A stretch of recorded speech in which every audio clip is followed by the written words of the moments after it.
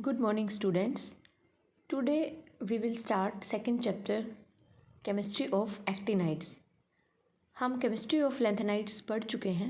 हम साथ साथ दोनों को रिलेट भी करते रहेंगे कि दोनों में क्या क्या सिमिलरिटीज़ हैं और क्या क्या हमारे डिफरेंसेस हैं. सबसे पहले तो आपको पता है कि पीरियोडिक टेबल में जो बॉटम पे दो सीरीज हैं. फर्स्ट सीरीज को हमने नाम दिया था लैंथेनाइड्स क्योंकि वो लैंथेनम के बाद स्टार्ट होते हैं. सेकेंड सीरीज को हम बोल रहे हैं actinides because they are following actinium. और एक्टीनियम का एटॉमिक नंबर कितना है 89. The 14 elements which follow actinium from thorium to lawrencium in the periodic table are called actinides. और इनका एटॉमिक नंबर 90 से स्टार्ट होकर 103 तक ये जाएगा. Next is these are also called actinons. इनको हम एक्टिनोन्स भी बोलते हैं. अगर हम बात करें इनकी अकरेंस की तो first 3 elements thorium, protactinium and uranium were known naturally. बाकी जितने भी एलिमेंट्स हैं इस सीरीज के वो सारे के सारे सिंथेटिक एलिमेंट्स हैं. That's why these are man made elements. और उनको हम सिंथेसाइज भी किससे करेंगे? यूरेनियम से. Since these man made elements have atomic number higher than uranium they are sometimes called as transuranium elements. Next इनकी property क्या है कि ये सारे के सारे एक्टिनाइड्स क्या हैं? बहुत टॉक्सिक होते हैं. All the actinides are toxic to humans. These are radioactive in nature and therefore the isolation and characterization of these elements have many problems.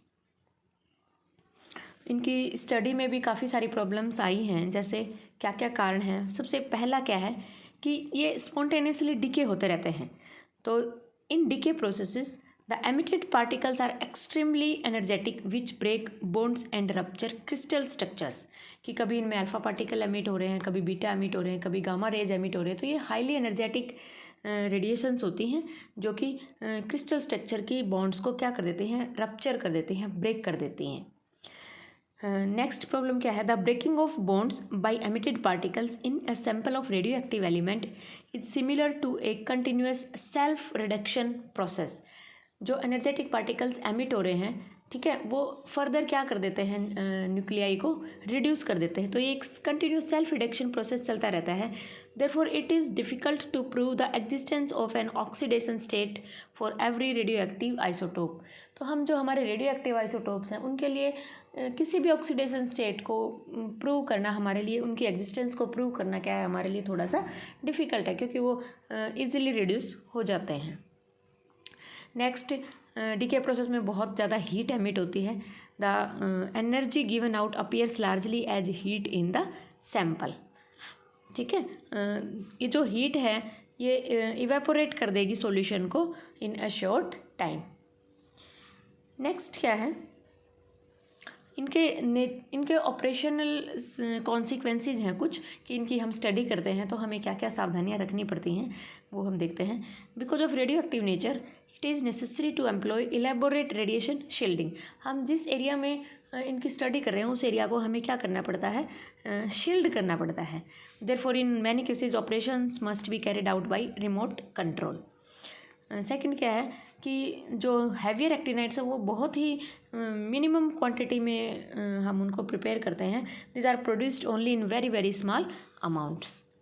अगर उनकी हम मतलब उनकी प्रिपरेशन ही कम हो रही है तो उनको आइसोलेट करना भी डिफ़िकल्ट होता है और उनकी करेक्टराइजेशन भी क्या होती है? थोड़ी सी डिफ़िकल्ट. ये थी हमारी कुछ मोटी मोटी बेसिक सी बातें एक्टिनाइड्स के बारे में कि भाई ये आफ्टर एक्टीनियम स्टार्ट होते हैं, 90 से स्टार्ट होते हैं एटॉमिक नंबर से 103 तक ये जाते हैं 14 एलिमेंट्स. फिर इनको मैन मेड बोलते हैं. यूरेनियम से सिंथेसिस होते हैं तो हम इनको क्या बोलते हैं? यूरेनियम के बाद आते हैं ये सारे पीरियोडिक टेबल में तो इनको हम ट्रांस यूरेनिक एलिमेंट्स बोलते हैं. नेक्स्ट इज़ जनरल करेक्टरिस्टिक्स की हम बात करते हैं. उसमें पहला है हमारा इलेक्ट्रॉनिक कन्फिग्रेशन. सबसे पहले देखो मैं इनके नाम बोलती हूँ. एक्टीनियम तो हमारा क्या है? डी ब्लॉक का एलिमेंट है. Then thorium, protactinium, uranium, neptunium, plutonium, americium, curium, berkelium, californium, einsteinium, fermium, mendelevium, nobelium and lawrencium. इन सब के लिए सिंबल एक्टीनियम के लिए है AC. हमारा फर्स्ट लेटर कैपिटल रहेगा और उसके बाद स्मॉल सेकंड लेटर. थोरियम के लिए TH, Pa प्रोटेक्टिनियम के लिए, U यूरेनियम के लिए, Np neptunium, Pu plutonium, Am americium, Cm curium, Bk berkelium, Cf californium, Es einsteinium, Fm fermium, Md mendelevium, No nobelium and Lr लोरेंशियम।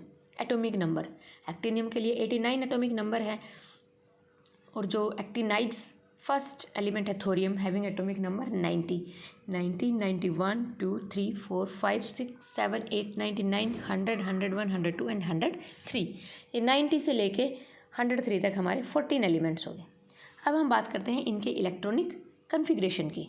Configuration में देखो, हमारा first है एक्टिनियम का इलेक्ट्रॉनिक कन्फिग्रेशन क्या होगा, रेडोन।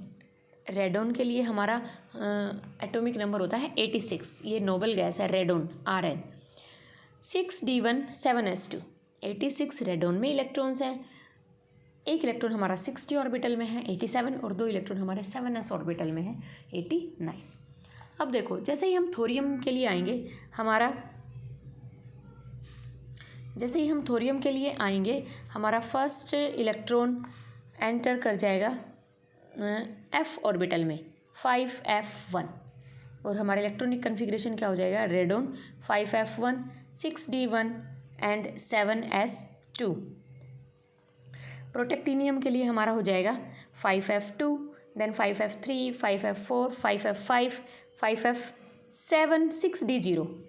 अब क्योंकि हाफ फील्ड की स्टेबिलिटी के कारण f7 हो जाएगा और d0, then 5f7 d1, 5f, अब 7 के बाद 8 ना होकर हमारा इलेक्ट्रॉनिक कन्फिग्रेशन सीधा हो जाएगा 5f9 d0, 5f10, 11, 12, 13, 14 and last में हमारा हो जाएगा 5f14, 61। इस इलेक्ट्रॉनिक कन्फिग्रेशन में अगर हम याद करें कि f6 and f9 electronic configurations are absent. Okay बेटा।